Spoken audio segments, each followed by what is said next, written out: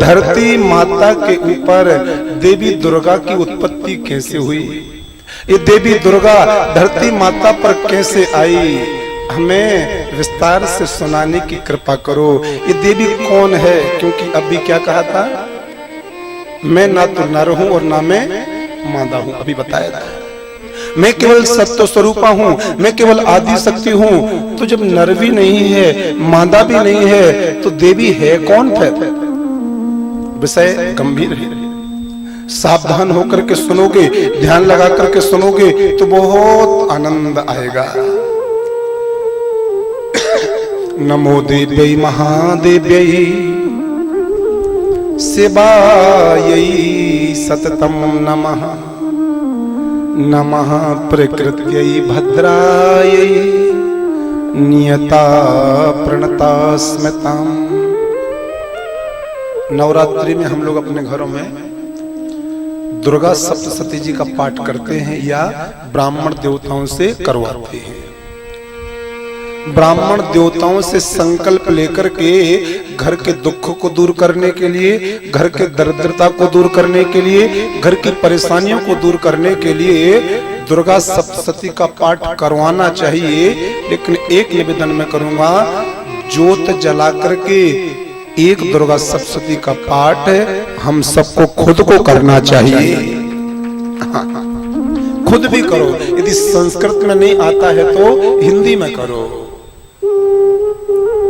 तो दुर्गा सप्तशती के दूसरे अध्याय में माता देवी दुर्गा जी की उत्पत्ति बड़े विस्तार से दी गई है।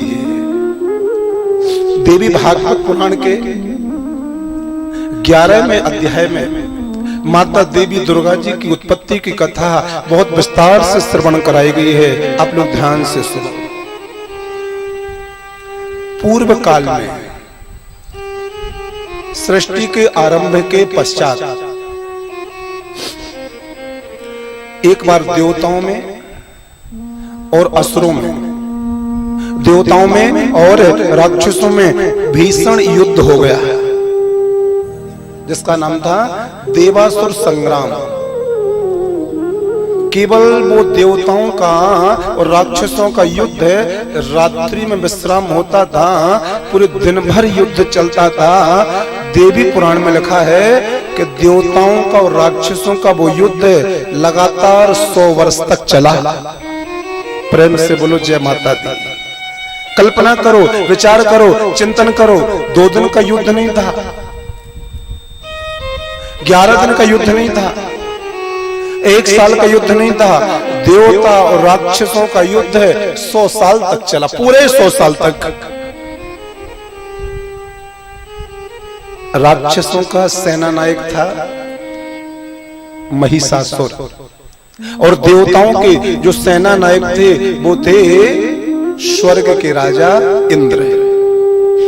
इन 100 वर्षों में कभी कभी ऐसा भी अवसर आया, लगता था इस युद्ध को देवता जीत जाएंगे।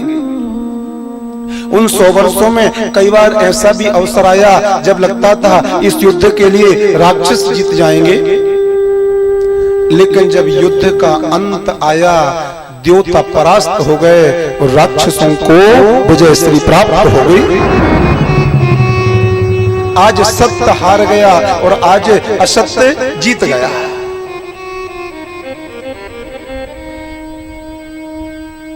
फल क्या मिला कि राक्षसों का जो राजा था, नाम था जिसका महिषासुर, स्वर्ग में जाकर के इंद्र की सिंहासन पर बैठ गया और देवता बेचारे भूखे प्यासे मारे मारे भटकने लगे। समस्त देवता रोते हुए, समस्त देवता बिलखते हुए ब्रह्मा जी के पास पहुंचे। ब्रह्म जज्ञानम पुरस्ताद विसी मतः सुरुचोवे। स्वर्ग के देवता जब व्याकुल होकर के, दुखी होकर के, इंद्र, वरुण, चंद्र, सूर्य, लोकपाल, दिक्पाल, ये जितने देवता हैं ये ब्रह्मलोक में पहुंचे। ब्रह्मा जी के पास में जाकर के ब्रह्मा जी के चरणों में प्रणाम किया और ब्रह्मा जी के चरणों में प्रणाम करके सभी देवता रोने लगे। ब्रह्मा जी 100 साल तक धर्म की रक्षा के लिए, महेंद्र भैया 100 वर्ष तक सत्य की रक्षा के लिए, 100 वर्ष तक सनातन धर्म की रक्षा के लिए राक्षसों के साथ में भूखे प्यासे रह करके हम देवताओं ने युद्ध किया, लेकिन आज हम लोग हार गए, परास्त हो गए। उन राक्षसों ने स्वर्ग पर अपना आधिपत्य जमा लिया, अपना अधिकार जमा लिया। राक्षसों ने हम लोगों के लिए हमारा स्वर्ग वापस कैसे मिलेगा? ब्रह्मा जी बोले, भैया महिषासुर से इस समय यदि युद्ध करने मैं जाऊंगा तो मैं भी परास्त हो जाऊंगा। वो बहुत बड़ा मायावी है और इस समय वो बहुत बड़ा बलशाली है। क्या करें? शंकर जी के पास में चलते हैं। ब्रह्मा जी सभी देवताओं को लेकर के भगवान शंकर जी के पास पहुंचे। शंकर जी ने भी अपनी असमर्थता जतलाई और भगवान शंकर जी बोले, देवताओं हम सबके लिए मिल करके भगवान श्री नारायण के पास में चलना चाहिए। हम सभी को मिलकर के भगवान श्री विष्णु जी के पास चलना चाहिए। वो ही हमें मार्गदर्शन करेंगे, वो ही हमारे लिए उपाय बतलाएंगे और वो ही हमारे ऊपर परम कृपा बरसाएंगे। भगवान शंकर जी, ब्रह्मा जी, शिवरंजनी और समस्त स्वर्ग के देवी और समस्त देवता वैकुंठ में पहुंचे। भगवान श्री नारायण श्रेष्ठांग की सैया पर विराजमान थे। भगवान शंकर ब्रह्मा जब सभी देवताओं को लेकर के वैकुंठ में पहुंचे, सभी देवताओं ने हाथ जोड़ करके भगवान का स्तवन किया। नमोस्तु अनंताय सहस्रमूर्तये सहस्रपादा चिशिरोरुबाहवे सहस्रनाम्ने पुरुषाय शाश्वते सहस्रकोटि युग धारिणे नमः।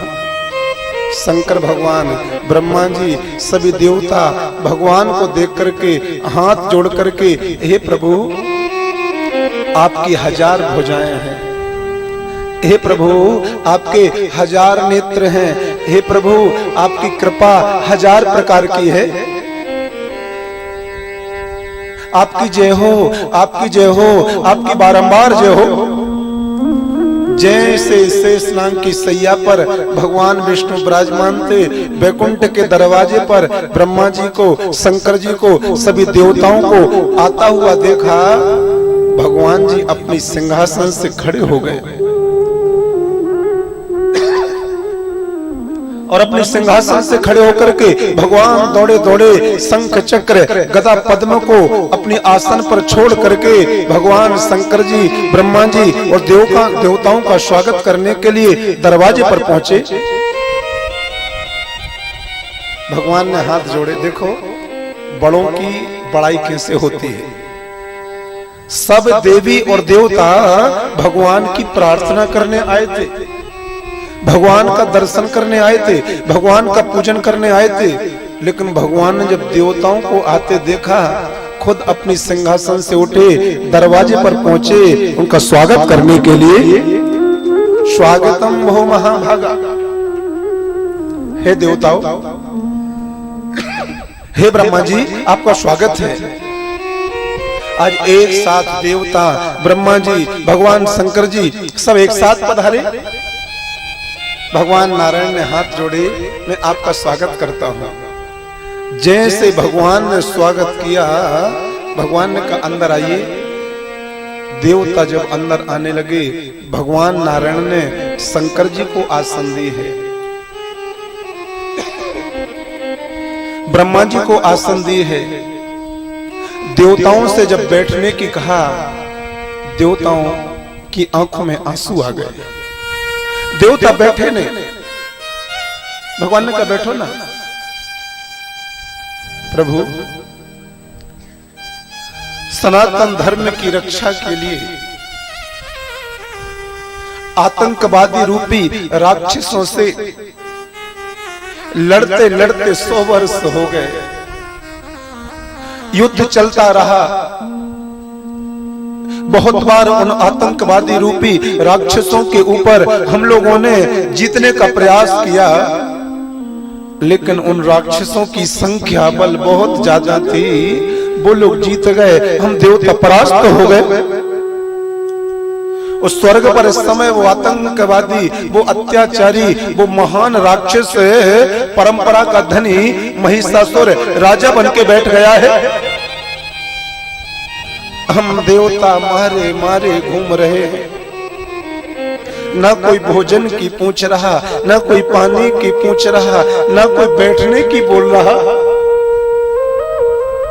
कृपा करके हमारा स्वर्ग दिलवा दीजिए। भगवान शंकर जी बोले, प्रभु ये देवता बहुत दुखी हैं बेचारे। ब्रह्मा जी बोले, प्रभु ये देवता बहुत दुखी हैं, क्योंकि देवता स्वर्ग में ही अच्छे लगते हैं। जैसे बाल सिर पर ही अच्छे लगते हैं, जैसे नाखून उंगलियों में ही शोभा देते हैं, जैसे दांत मसूड़े के अंदर ही अच्छे लगते हैं, उसी प्रकार से देवता स्वर्ग में ही शोभा देते हैं। राक्षसों ने आधिपत्य जमा लिया है, राक्षस बलवान हैं, राक्षस बड़े अत्याचारी हैं, उनके अंदर ताकत बहुत है। भगवान विष्णु जी ने जब देवताओं का दुख सुना, भगवान नारायण ने जब देवताओं की करुण कहानी सुनी, देवी पुराण में लिखा हुआ है कि भगवान विष्णु जी को राक्षसों के ऊपर इतना क्रोध आया कि क्रोध के चलते भगवान विष्णु की जो आंखें थी वो लाल हो गई। भगवान विष्णु जी की जो भौहें थी वो राक्षसों से क्रोध में ऊपर नीचे होने लगी, और जैसे भगवान विष्णु की आंखें लाल हुई क्रोध के मारे, ये भौहें ऊपर नीचे होने लगी, भगवान श्री विष्णु जी के शरीर में से एक तेज प्रकट हुआ। बहुत विकराल तेज था, जो मानो भगवान श्री विष्णु जी का राक्षसों के ऊपर जो क्रोध था, वो ही क्रोध एक तेज के रूप में भगवान के शरीर से प्रकट हो गया। जैसे ही भगवान श्री विष्णु जी के शरीर में से तेज निकला, भगवान विष्णु बोले शंकर जी से, हे भोले बाबा एक तेज आप भी अपने शरीर में से निकालो। भगवान शंकर तमोगुण के देवता हैं, तमोगुण की देवी का ध्यान किया और भगवान शंकर के शरीर में से भी एक तेज प्रकट हुआ। भगवान शंकर जी के बाद में भगवान श्री विष्णु जी ने भगवान श्री ब्रह्मा जी से कहा, हे ब्रह्मा एक तेज आप भी अपने शरीर में से निकालो। भगवान श्री नारायण की आज्ञा से एक तेज भगवान श्री ब्रह्मा जी ने भी अपने शरीर से निकाला। भगवान विष्णु का तेज, शंकर जी का तेज और भगवान श्री ब्रह्मा का तेज, ये तीनों तेज एक हो गए और एक काले काले पर्वत के रूप में विद्यमान हो गए। काले पर्वत के रूप में कुछ नहीं था। जब तीनों देवताओं का तेज निकला, वो काले काले पर्वत के रूप में जैसे विद्यमान हुआ, भगवान श्री नारायण ने अपने गले में से एक पुष्प निकाला, जासुन का पुष्प निकाल करके ऐं ह्रीं क्लीं चामुंडाई विच्चे, ओम ऐं ह्रीं क्लीं चामुंडाई विच्चे, ओम ऐं ह्रीं क्लीं चामुंडाई विच्चे, ओम ऐं ह्रीं क्लीं चामुंडाई विच्चे। जब नवारण मंत्र का जाप किया, जैसे वो जासुन का फूल था उसको मंत्र पढ़ करके सिद्ध करके जैसे उस काले पर्वत के ऊपर छोड़ा है, जो तीनों देवताओं के तेज से बना हुआ था, जैसे वो जासुन का पुष्प उस पर्वत के ऊपर छोड़ा, उस पर्वत का जो आकार था वो अष्टभुजी दुर्गा भवानी के रूप में प्रकट हो गया।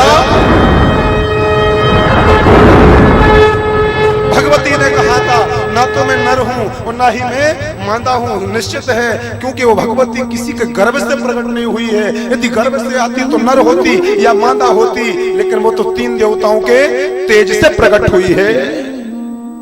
भगवान विष्णु, भगवान ब्रह्मा और भगवान शंकर जी का तेज है, वो ही धरती की आदि शक्ति है। अभी ध्यान से सुना, अभी केवल देवी की उत्पत्ति हुई है।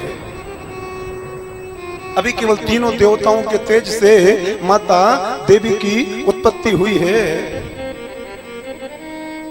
देवी का जब उत्पत्ति हो गई, देवी जी का जब निर्माण हो गया, तो सबसे पहले भगवान श्री शंकर जी ने देवी के माथे का तेज कभी समाप्त ना होवे, भगवान शंकर जी ने अपने त्रिशूल का तेज निकाला और देवी माता के मस्तक पर धारण कराया। आज देवी दुर्गा के माथे पर जो तेज है वो भगवान शंकर के त्रिशूल का तेज है। यमराज ने कहा मैं क्या दूं? यमराज जी आए और यमराज जी ने उस देवी दुर्गा के जो सिर के केस थे वो केस यमराज ने दिए हैं। भगवान श्री विष्णु जी के तेज से माता दुर्गा की अष्टभुजाएं बनी हैं। चंद्रमा के तेज से माता देवी दुर्गा के दोनों स्तनों का निर्माण हुआ है। इंद्र के तेज से माता दुर्गा जी के कटी भाग का निर्माण हुआ है। वरुण भगवान के तेज से माता आदि शक्ति की दोनों जंघाओं का निर्माण हुआ है और दोनों पिंडलियों का निर्माण हुआ है। पृथ्वी के तेज से माता आदि शक्ति के नितंब का निर्माण हुआ है। ब्रह्मा जी के तेज से माता देवी के पैरों का निर्माण हुआ है। सूर्य के तेज से पैरों की जो उंगलियां हैं उनका निर्माण हुआ है। वसुओं के तेज से माता देवी दुर्गा की हाथों की उंगलियों का निर्माण हुआ है और भगवान श्री कुबेर के तेज से देवी दुर्गा की नासिका का निर्माण हुआ है। प्रजापतियों के तेज से देवी दुर्गा जी के दांतों का निर्माण हुआ है। अग्नि के तेज से माता देवी दुर्गा के तीनों नेत्रों का निर्माण हुआ है। संध्या के तेज से माता देवी दुर्गा की भौहों का निर्माण हुआ है। वायु के तेज से माता देवी दुर्गा के दोनों कानों का निर्माण हुआ है। और इसी प्रकार अन्य अन्य देवताओं के तेजों से माता देवी दुर्गा के एक एक शरीर के अंग का निर्माण हुआ। शरीर का निर्माण हो गया, अभी अंदर प्राणों का निर्माण नहीं था। तो प्राणों का निर्माण माता महालक्ष्मी, माता महासरस्वती और माता महाकाली, इन तीनों के शरीर में से तेज निकला और वो उस देवी के अंदर गया, जिससे देवी के शरीर में 5 प्राणों की संरचना हुई है।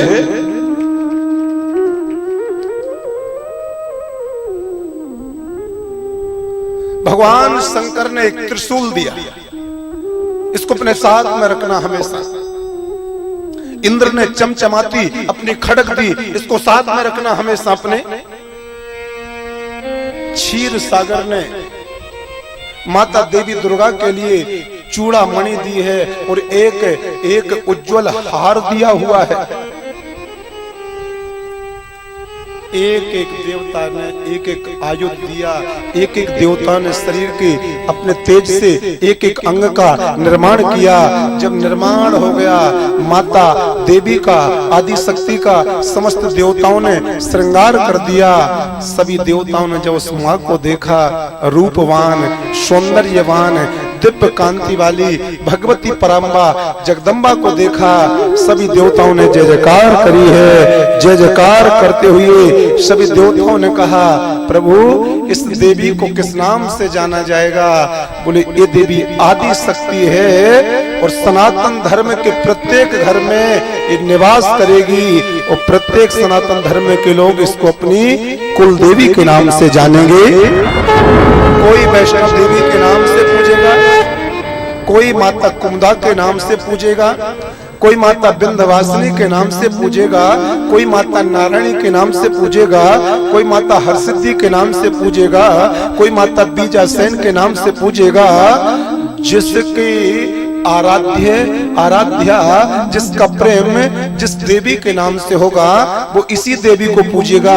देवी यही है एक, लेकिन यही देवी एक कभी 51 शक्तिपीठ बन जाती है, यही देवी कभी 10 महाविद्या बन जाती है, और यही देवी कभी नवरात्रि बन जाती है। और उसी भगवती पराम्बा ने जब 33 करोड़ देवी और देवताओं ने शरीर के अंग का निर्माण किया, देवताओं ने अपने अपने आयुध देकर के देवी का श्रृंगार किया, खड्ग त्रिशूल लेकर के, वही देवी खड्गम चक्र गदेश चार परिघ शूलम पुष्णीम शरः शंखम शंखधतीम करस्त्री नयनाम सर्वांग भूषावताम नीलाश मद्युतिमाश पाददशकाम शेवे महाकालिकाम या मस्तौ स्वपिते हरौ कमलजो हंतुम मनों कैरभम। भगवती पराम्बा जगदम्बा खड्ग त्रिशूल लेकर के स्वर्ग में पहुंची, राक्षसों के राजा महिषासुर को युद्ध करने के लिए ललकारा, और उसी भगवती पराम्बा से अहंकार के वशीभूत होकर के वो महिषासुर युद्ध करने के लिए आया। ठीक 1 घंटे में भगवती पराम्बा जगदम्बा ने देवताओं की शक्ति के प्रताप और प्रभाव से पापी महिषासुर को समाप्त कर दिया। जिस महिषासुर से राक्षस कितने वर्षों में नहीं जीत पाए? 100 वर्षों में। उसी महिषासुर नाम के राक्षस के लिए केवल भगवती पराम्बा ने 1 घंटे में युद्ध में समाप्त कर दिया, और स्वर्ग के देवताओं के लिए फिर से स्वर्ग प्रदान कर दिया।